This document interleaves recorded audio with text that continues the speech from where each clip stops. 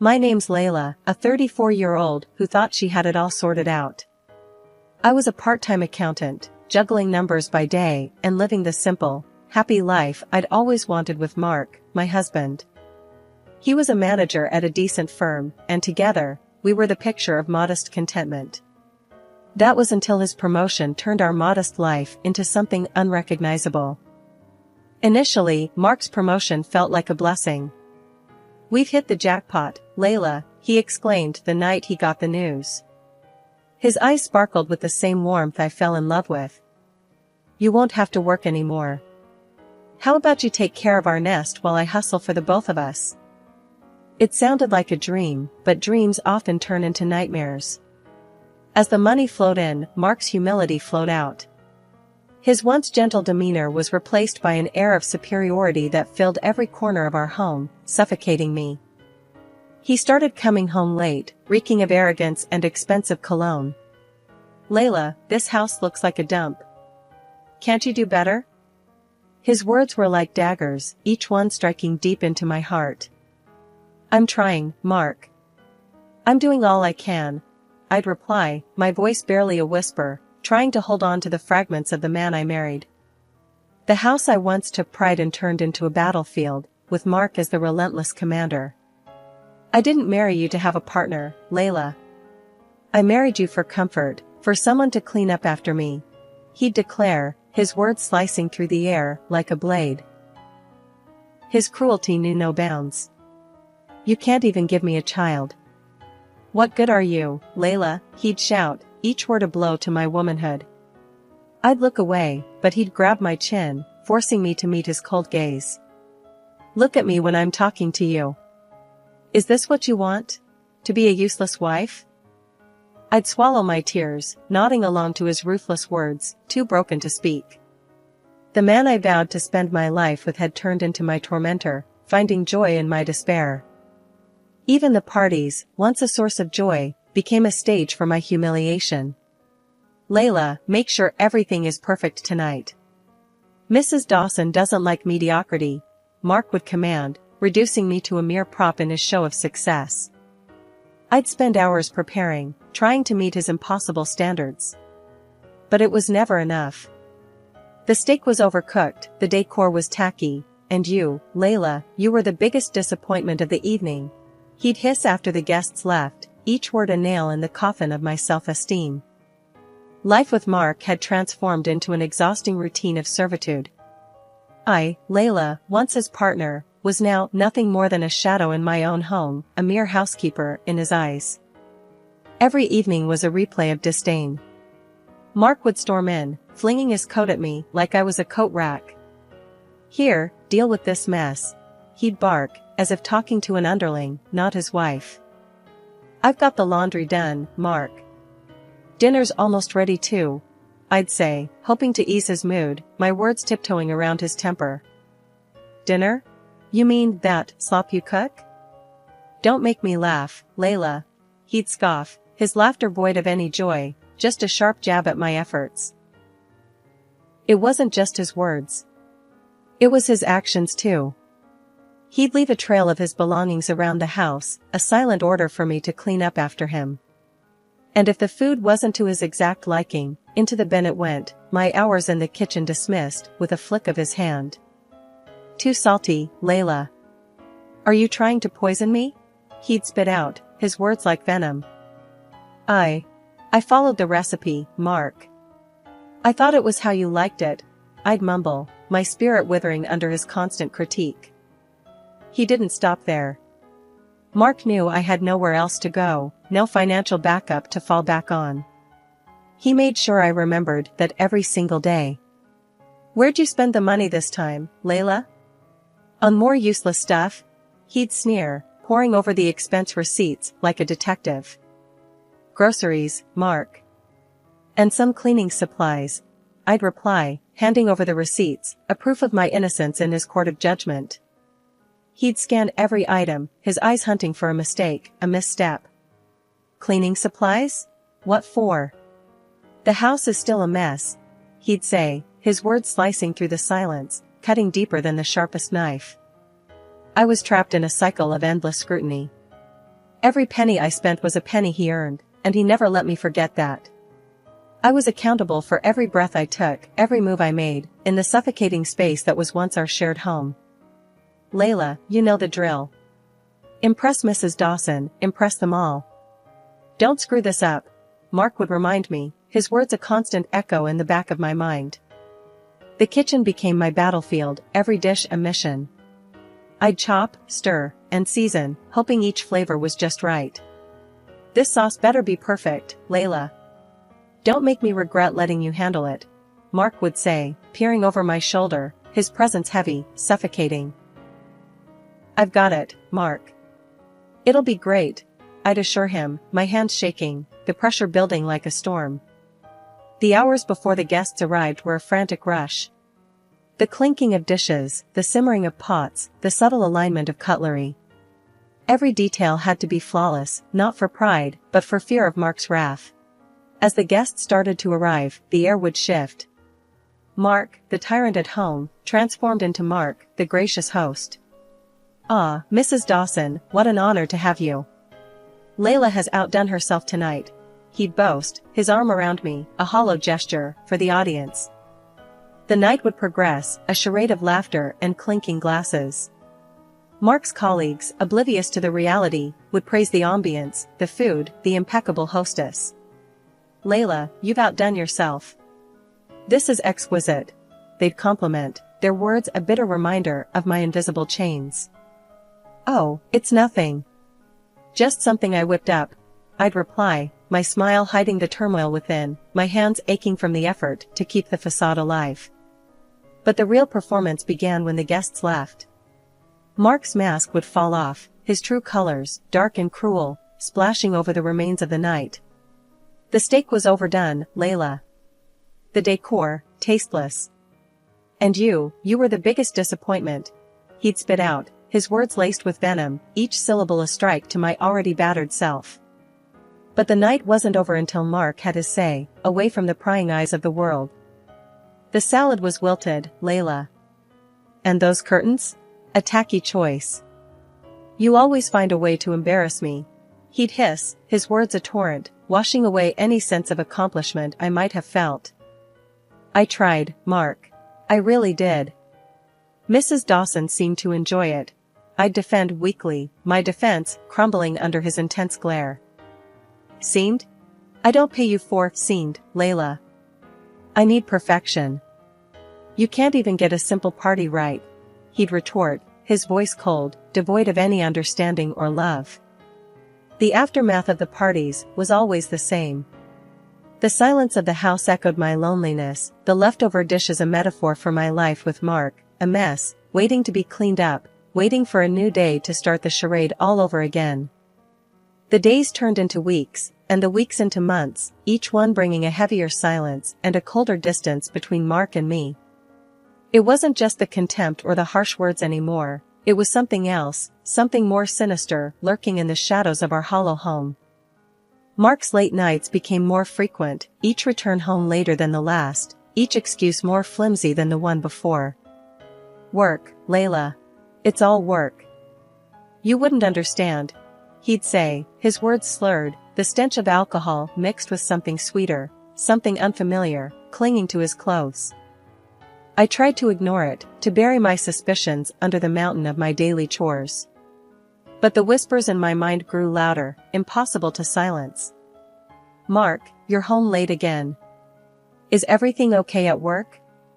I'd ask, my voice shaky, tiptoeing around the truth I was too afraid to face. Everything's fine, Layla. Better than fine. Stop nagging, would you? He'd snap, his eyes avoiding mine, his body language screaming the lies his mouth wouldn't admit. The signs were there, bold and glaring. The late-night calls he'd quickly silence, the sudden spurts of cologne before he'd leave the house, the way his eyes stopped meeting mine.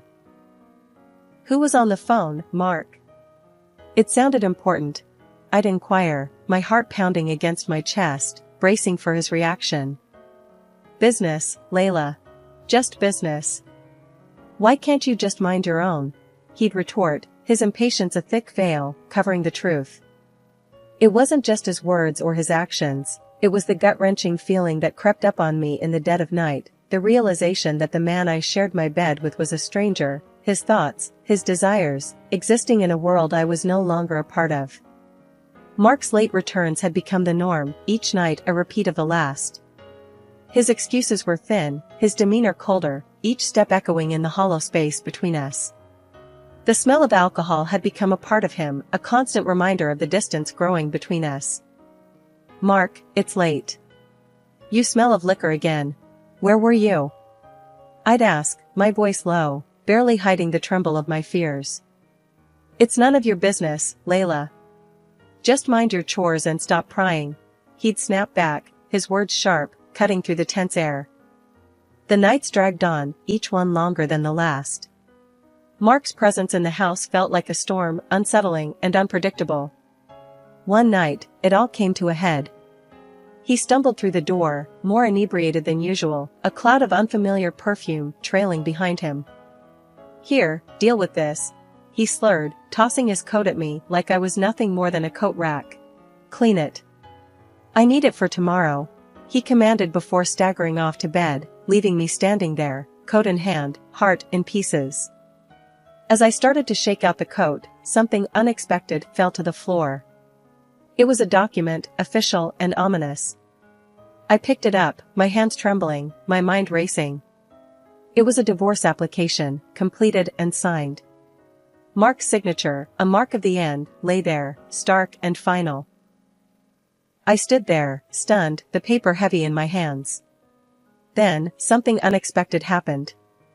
A laugh escaped my lips, not a laugh of joy, but one of realization. This was it, the last straw, the final insult to the injury that had been my life with Mark. But I said nothing to him. No, this wasn't a moment for words. This was a moment for action, for decisions, for change.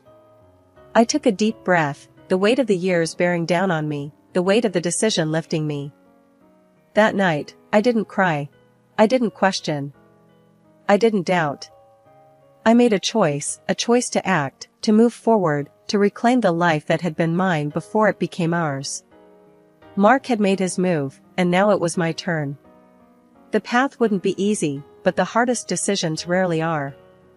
That morning, the sun seemed to shine a bit differently, casting a new light on the familiar walls of the home I shared with Mark. I handed him his coat, freshly cleaned, a routine task that felt strangely final. He barely acknowledged it, his mind already on the day ahead. "Layla, what's for breakfast?" "Make it quick, I'm in a hurry," Mark said, his voice sharp, slicing through the quiet morning. I replied with a calm I hadn't felt in years. "It's almost ready, Mark. Your usual." He grunted in response, his attention fixed on his phone.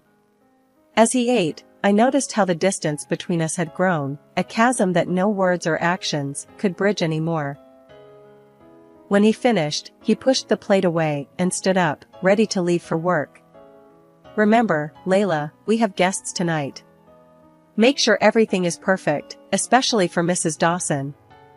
And this place," he gestured around, "better be spotless." His words, once the dictators of my actions, now felt hollow, empty of the power they once held over me. "Of course, Mark. Everything will be ready," I said, the edges of my lips curling into a faint, knowing smile. After he left, the silence of the house enveloped me. It wasn't suffocating anymore, it was liberating. I looked at the divorce papers I had signed and filed at court. Each word on those pages was a step towards reclaiming my life, a life I had almost forgotten in the shadows of Mark's imposing presence. The next few days were a blur of newfound purpose.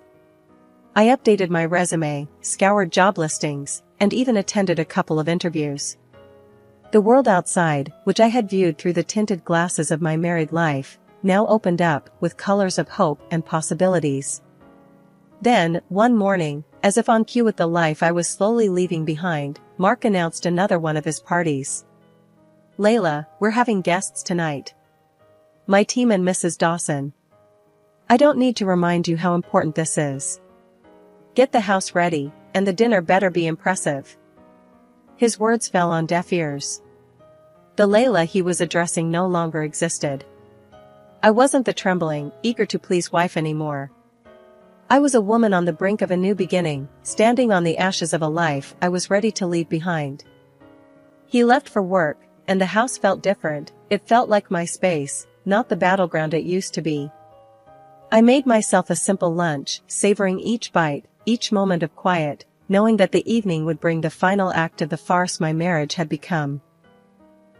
As I sat there, eating, the realization of my newfound freedom filled me with a sense of peace.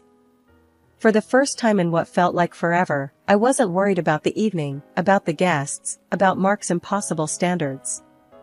I had stepped out of the role he had cast me in, shedding the character of the docile, subservient wife. The hours ticked by, and the time for the party approached. But the flurry of activity, the rush to impress, was absent. Instead, I sat there, a quiet observer of the life I was leaving behind. Mark would be home soon, expecting a house buzzing with preparations, the air filled with the aroma of a lavish dinner. But what he would come home to was the stark reality of a marriage that had crumbled, a partnership that was no more. I wasn't afraid. The fear that had once consumed me, that had dictated my every move, had dissipated, replaced by a resolve as strong as the morning sun that had ushered in this day of change. Evening had settled in when Mark barged through the door, the cold air sneaking in behind him as he forgot to close it. His eyes scanned the quiet house, expecting the usual hustle of party preparations. But there was nothing. Just silence, just me, standing calmly amidst the stillness. "What is this, Layla? Where's the dinner? The guests, they could be here any minute," he bellowed, his voice echoing in the empty space. I met his gaze, my voice calm, but firm. "There's no dinner, Mark. No party. We're divorced. I don't owe you anything anymore," I declared, the truth hanging heavy between us. His face went from anger to shock, his mouth opening and closing, struggling to grasp the reality I laid before him. "Divorced? What nonsense is this, Layla? You're talking crazy," he stammered, his composure slipping.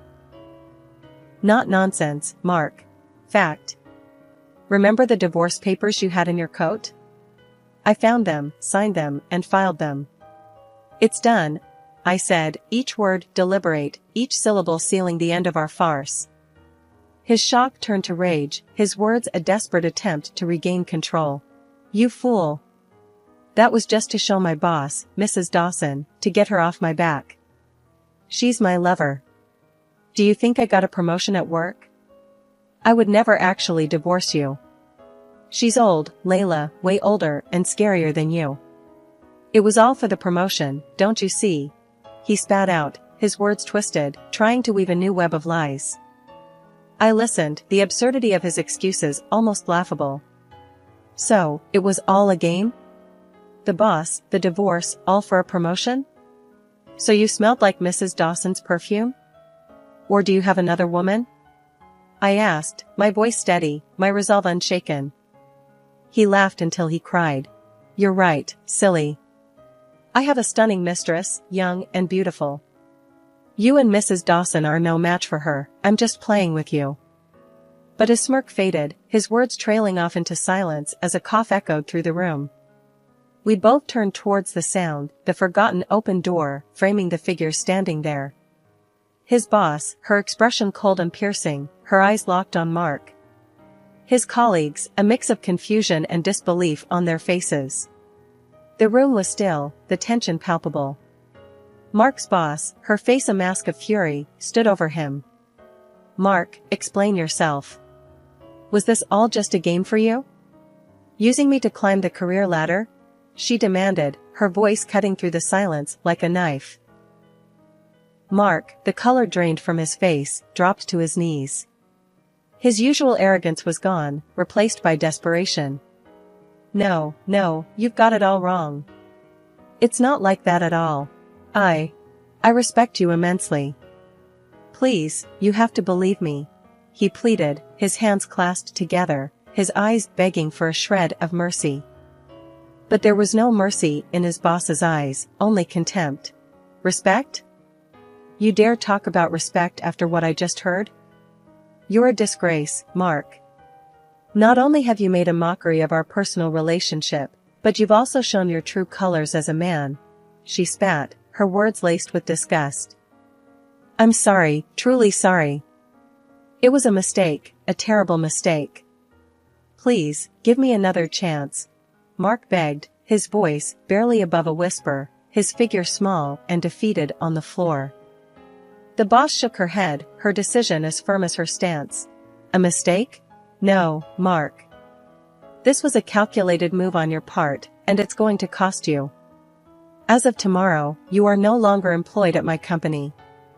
And trust me, I'll make sure your reputation follows you wherever you go. No decent company will touch you after this, she declared, her verdict final. With that, she turned on her heel and left, her presence leaving a void that was quickly filled by a heavy, suffocating silence. One by one, Mark's colleagues followed, their quick glances of pity and disdain a clear sign of the social and professional ostracism that awaited him. And there he was, Mark, still on his knees, the mighty man reduced to a crumpled figure of defeat. I couldn't help but let out a laugh, not of joy, but of disbelief at the irony of it all. I began to gather my things, each item a token of the life I was leaving behind. Mark's eyes followed me, a mix of confusion and desperation in his gaze. Layla, please, don't leave me like this. I have nothing left.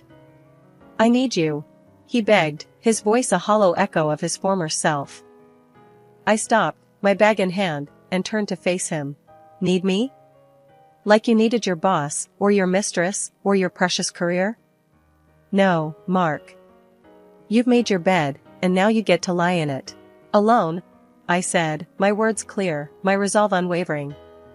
But Layla, I made a mistake. I can change.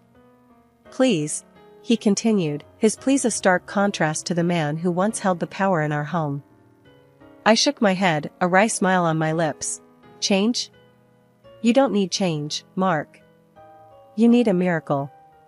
And as for staying, you seem to have plenty of company without me. I'm sure you'll manage, I replied, my tone final, my decision made. Life had taken a turn for both of us, but in different directions. I found myself in a cozy apartment, small, but mine. I got a job, nothing fancy, but it was a start, a step away from the shadows of my past with Mark. Mark was in a tough spot. His boss had done a number on him. Everywhere he tried, doors slammed shut. His big-time career was now just a pile of dust. He was left picking up odd jobs here and there, nothing official, just enough to scrape by. His once lavish house was now just a big, empty space, no laughter, no life, just him and his regrets. I heard whispers about his young mistress. She was out as soon as the cash stopped flowing. Can't say I was surprised. Now, Mark was all alone in that big house, no one to clean up after him, no one to listen to his woes. But life was different for me. I rekindled old friendships, caught up with girlfriends I hadn't seen in ages. There were laughs, shared memories, and support, something I hadn't felt in a long while. One day, over coffee, a friend noticed the change in me. You're different, stronger, she said, a smile lighting up her face. I smiled back, feeling the truth in her words. Yeah, it's been tough, but I'm getting there. Thinking about getting some help, too. Talking to a psychologist, you know? She nodded, understanding in her eyes. That's great, really great. You're taking control, moving on. Mark's loss, totally. I chuckled, the sound light and free. Yeah, Mark's on his own path now. Heard he's barely getting by. His mistress left him, too. Her eyes widened. Seriously? Wow, that's rough. But you're doing good, right? Reconnecting with folks, thinking about therapy? I nodded, a sense of pride swelling in my chest. Yeah, it feels right. It's about time I took care of myself, you know? Life had changed, and so had I. The apartment slowly filled with traces of a new beginning. The job, the friends, the future therapy sessions, they were all pieces of a new life I was building, brick by brick. Each night, as I turned off the lights, I felt a sense of peace. I had faced the storm, emerged stronger, and was now ready for whatever lay ahead. A new day, a new challenge, a new horizon. Not as Mark's shadow, but as my own person, unafraid and undeterred, ready to write my own story.